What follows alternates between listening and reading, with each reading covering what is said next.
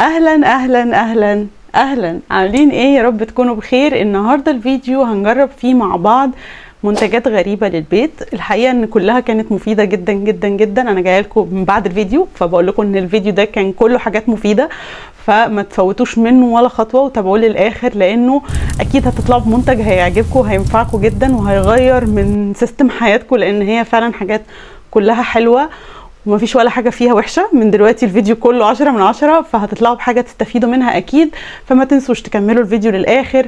والنهارده الفيديو فيه جزء مخصص لحاجات التلج او لمنتجات البيت اللي بتعمل تلج، علشان خاطر البنوته الجميله اللي بعتت لي الكومنت ده اللي انا بحبها جدا جدا وبحب تعليقاتها، وعشان خاطرها النهارده انا حطيت منتجات التلج في الفيديو ده.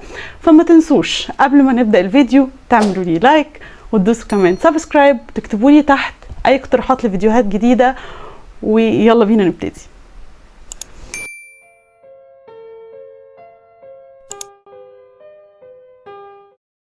المنتج اللي معايا هو الكيس ده كده زي ما انتم شايفينه، هو يبان ملوش اي لازمه، بس هو كيس كويس قوي في ان احنا بنستخدمه في ان احنا نعمل منه مكعبات التلج. هو من قريب لو تشوفوا هتلاقوا ان هو متقسم شويه كده على مربعات. اول ما بتتملي الميه بتخش في اتجاه واحد، وهو دي فكرته، ان الميه ما بتخش في اتجاه واحد تقدروا تحطوه حتى لو انتوا هتحطوه نايم كده في الفريزر، الميه مش ترجع تطلع منه تاني، فبتعدي الميه وما بتطلعش. وبعد كده نحطه في الفريزر فيعمل لنا مكعبات تلج ونستخدمها بمنتهى السهوله. يعني شايفه ان فكرته بسيطه وفي نفس الوقت عمليه جدا، فتعالوا نشوف اشتغل ازاي. وده بعد ما حطيناه في الفريزر واتملى وتلج. انا دلوقتي سايباه في الفريزر بقاله حوالي مثلا ساعتين، زي ما انتم شايفين يعني مكعبات تلج بيرفكت. وزي ما قلت لكم ان الميه ما بترجعش تطلع تاني، حتى الميه اللي باقيه كانت هنا جوه في الكيس اتجمدت. فدلوقتي احنا هنشوف هنطلع بقى التلج ده ازاي. اعتقد ان احنا ممكن نقص، يعني مش عارفه نقص من هنا ولا من هنا.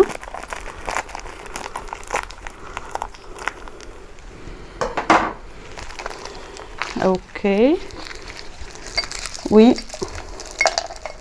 اوكي اهو، واو اهي مكعبات تلج في ثواني. وفي نفس الوقت انا اوقات بحس انه القوالب بتاعت التلج دي طعمها شويه بعد شويه بيغير، لان هي كلها معموله من بلاستيك او سيليكون. فدي فكره كويسه ان انتوا تعملوا بتاعت التلج تستخدموها مره واحده وترموها وخلاص. اللي بعده نيجي بقى للمنتج اللي بعد كده واللي كمان خاص بالتلج، وهو القوالب دي. القوالب دي شبه الكوره كده، بتيجي كل واحده لوحدها. انا جبت منها 2 عشان يبقى عندي كورتين فجبت منها لونين. بتيجي زي ما انتم شايفين عباره عن كوره كبيره، فدي بتعمل لنا طبعا يعني كوره تلج كبيره كده. تقدروا تحطوا واحده بس في الكوبايه، يعني اعتقد كافيه جدا. والجزء اللي هنا ده بيكون طري زي ما انتم شايفين سيليكون كده، والجزء ده بيكون اعتقد اكريليك، وبيكون معاها القمع الصغنن ده علشان نملى منه، وكمان بيكون معاها القفل السيليكون ده. فهي المفروض تعمل لنا كوره تلج كبيره، وزي ما تشوف كده بتتفتح من ناحيتين، بس عشان نملاها اعتقد لازم نقفلها كده ونحط القمع ونملى من هنا الميه بمنتهى السهوله. فتعالوا كده نشوف. يعني هي المفروض بقى انها ما تسربش من الحتت دي. لا حاسه ان انا بعمل تجربه علميه فظيعه. انا بليت الدنيا يا جماعه، المفروض الحكايه دي تتعمل على الحوض.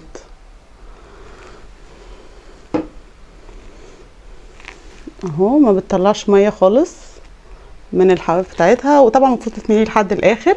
فانا اختصارا لوقت الفيديو، وتتقفل كده تحط في الفريزر، اختصارا لوقت الفيديو انا مليتها وحطيتها في الفريزر قبل ما ابدا، بس مليت واحده التانية اللي انا قلت لكم عليها اللي هو اللون التاني ده. فتعالوا نشوف بقى بعد ما اتجمدت كده، بقى لها برده ساعتين في الفريزر. تعالوا نشوف شكل الكوره اللي جوه هيبقى عامل ازاي، وبتطلع بسهوله ولا لا. احنا بنفتح كده. واو بجد حلو قوي. يعني احلى حاجه في الدنيا الواحد يلعب في التلج في وقت الحر ده. بصوا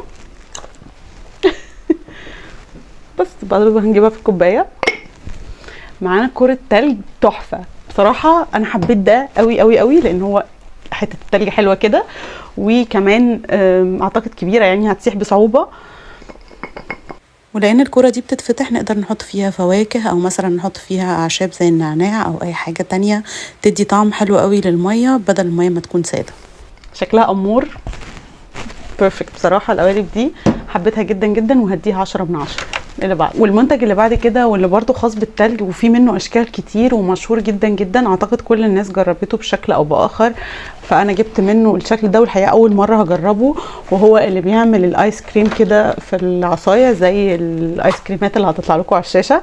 فطبعا احنا في الصيف بنبقى عايزين حاجه تكون بارده تطري على قلبنا كده، فدي حاجه حلوه جدا وتقدروا تحطوا فيها اي حاجه بقى. تقدروا انتوا تعملوا ايس كريم حقيقي وتحطوه فيها، تقدروا ان انتوا تعملوا مثلا حاجه بالزبادي ويكون حاجه صحيه زبادي بالفواكه وتجمدوه فيها، او ممكن تعملوا زي ما انا هعمل النهارده وهحط فيه عصير وهجمده ونشوف كده يعني هيفلح ولا لا. فتعالوا كده نجرب.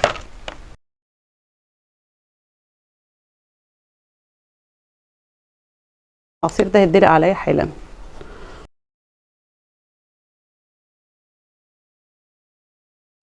افتكروا معايا ان دي اللي فيها اللي هو العصير الكوكتيل ودي فيها برتقال. حطها في الفريزر وارجع لكم.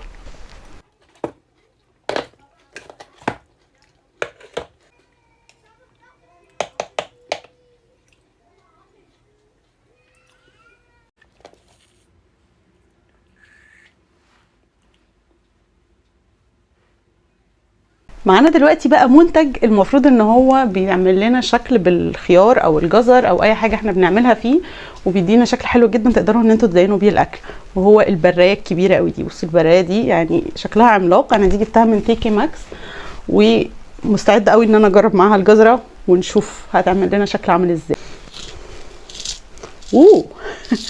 زي كانكم بتبروا قلم بالظبط.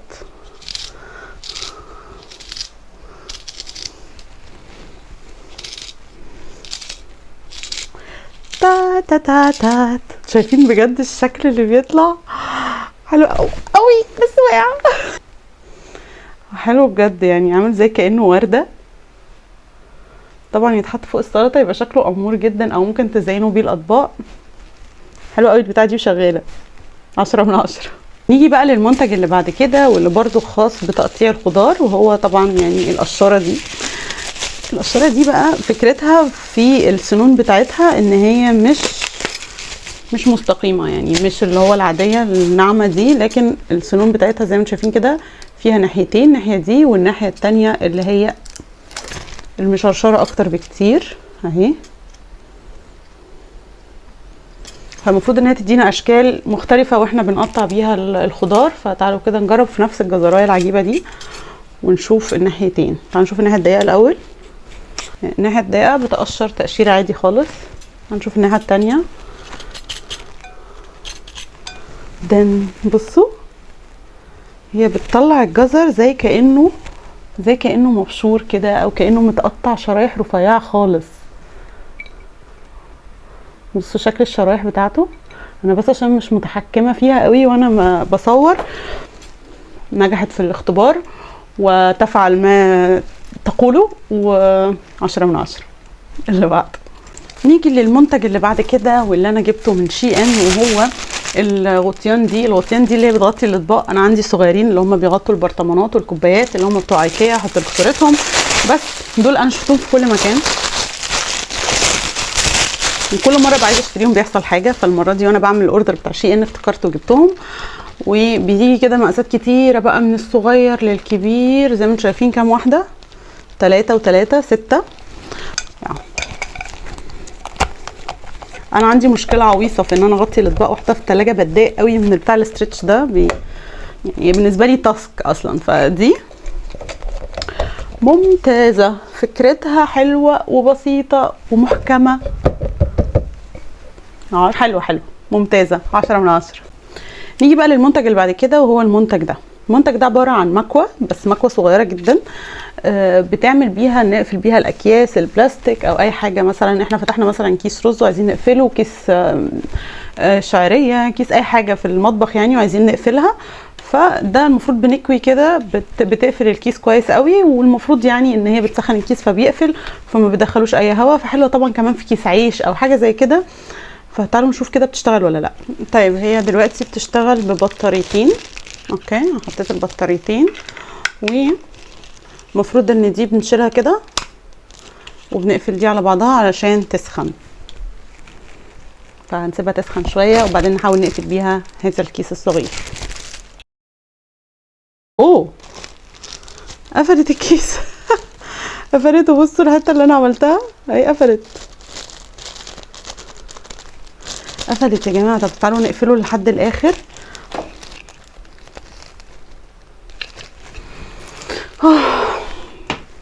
اهو الكيس اتقفل. اوكي عايزه اوريكم، بس هو اتقفل بصراحه تماما. فهي does the job بس بتاخد وقت طويل، فانا شايفه انه احسن احنا ممكن نقفل الكيس على طول بمشبك ولا حاجه. بس هي حلوه لو انت مثلا عندك كيس عايزه تمنعي عنه الهواء تماما وتقفليه قفله محكمه، زي مثلا ممكن يكون كيس قهوه او كيس شاي او حاجه مثلا مش عايزاها تكرف او كده، فدي تقدري تاخد روايح من التلاجة او حاجه، فدي تقدري تقفلي بيها.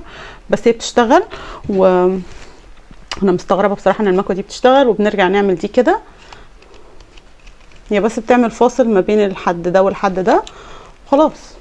فانا هديها مثلا 9/5 عشان هي بس بتاخد شويه وقت، ولو كيس كبير يعني هنبات، بس هي بتعمل اللي بتقول عليه وبتقفل الكيس فعلا.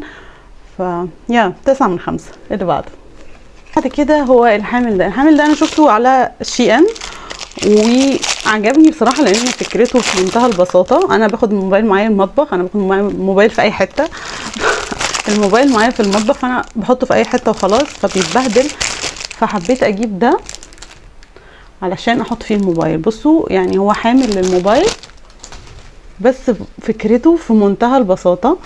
بنحط اللزقه دي هنا على البتاع، بس هو بيتلزق على الحيطه كده يعني، وبتحطوا الموبايل هنا. هنحاول نجيب اي حاجه نحطها بدل الموبايل. اوكي معلش انا ماليش غير موبايل واحد وبصور بيه، فبتحطوا الموبايل بتلزقوه على الحيطه وبتحطوا الموبايل مثلا كده. طبعا حلو قوي ان انتوا تاخدوا معاكم، مثلا ممكن تحطوه في الحمام، ممكن تحطوه في المطبخ، في اي حته، وهو بلاستيك ما بيتاثرش باي حاجه. ففكرته بسيطه بس حاسه ان هو عملي جدا وهينفع قوي لو انت بتاخدي موبايلك في كل حته تشغلي اغاني مثلا او حاجه. ف يا 10/10. اللي بعده المنتج اللي بعد كده برضو من على شي ان، وهو الحامل ده. الحامل ده المفروض ان هو بيتحط عليه الحاجات اللي هي ده، المفروض ان هو بيتحط كده في المطبخ، مش عارفه ازاي كده.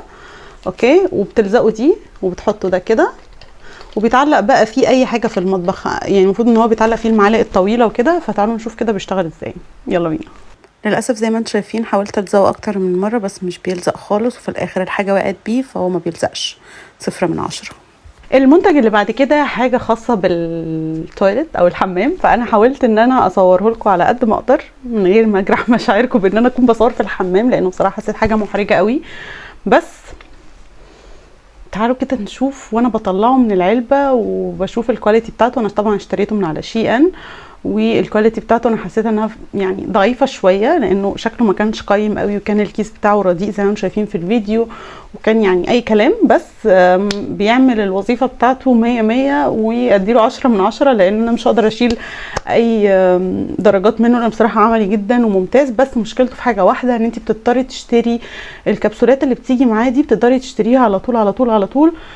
ف مش عارفه يعني هو نظيف قوي وحاجه تخليكي طول الوقت بتنضفي الحمام بحاجه مش مقرفه، بس في نفس الوقت مكلف لان انت كل شويه بتشتري الكبسولات دي. فانا بعد كده كل اوردر من عند شي ان هضطر ان انا اشتري معاها الكبسولات دي عشان اقدر استخدم المنتج الروعه ده. بصراحه هو في تنظيف اليومي للحمام ممتاز، واديله فعلا 10/10، ومش عارفه الاقي له غلطه يعني. نيجي بقى للمنتج اللي بعد كده، واللي هو بصراحه بالنسبه لي اختراع. الباند ده اللي هو بيستخدم في ان احنا نتني الهدوم نتني الهدوم، او نعمل مثلا نقصر بنطلون، نقصر حاجه، نتني ستاره.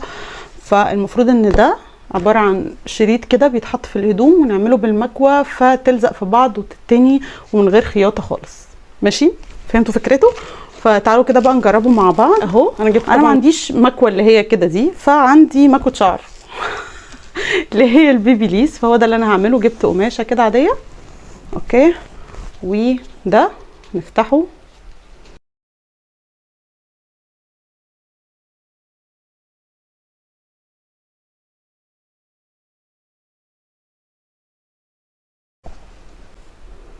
تاتا، عملت الحتة كلها.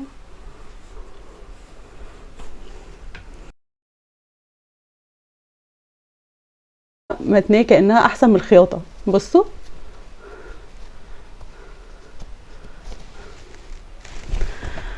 تحفة، لزقت التانية في ثواني. تقدري تعمليها مثلا في البنطلونات، في الستاير، زي ما قلت لك اي حاجة عايزة تقصريها ممتازة، بتلزق الحاجة في بعضها. اديها 10 من 10، سعرها رخيص، سهلة جدا. تقدري تعمليها طبعا بالمكوى على الترابيزة كده احسن بكتير. لو ما عندكيش مكوى زي حالاتي ممكن تعمليها ببيبيليز، بس برضو تكوني على ترابيزة وحد يساعدك عشان التانية تطلع مظبوطة. وبس كده يا حلوين، ده كان الفيديو للنهارده. اتمنى تكونوا اتسليتوا واتبسطتوا، اتمنى ما تبقوش حرانين وعرقانين زيي، لان الجو حر قوي قوي النهارده عندنا وعلى غير العاده. تقريبا ده النهارده اول يوم صيف. فيا رب تكونوا اتبسطتوا بالفيديو، واكون سليتكم، واكون يعني كنت خفيفه عليكم. فما تنسوش قبل ما تمشوا وتطلعوا من الفيديو تعملوا لي لايك، وتدوسوا كمان على سبسكرايب، وتكتبوا لي تحت كومنت يشجعني. واشوفكم الفيديو الجاي. باي باي.